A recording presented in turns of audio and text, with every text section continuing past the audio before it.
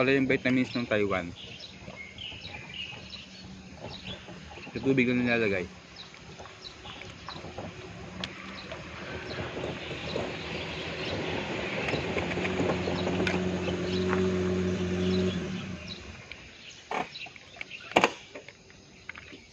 Para siyang ostya, oh.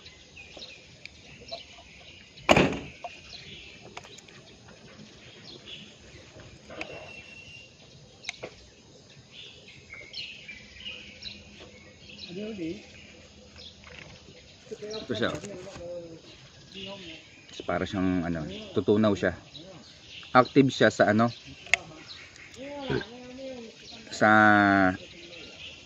outdoor work. Kaysa ang trabaho din, pero bawal mo siyang inumin na tutulog ka. Yan, pang basketball, pang gym. Yan siya. Yan. Medyo matamis na para siyang, ang lasa niya ano,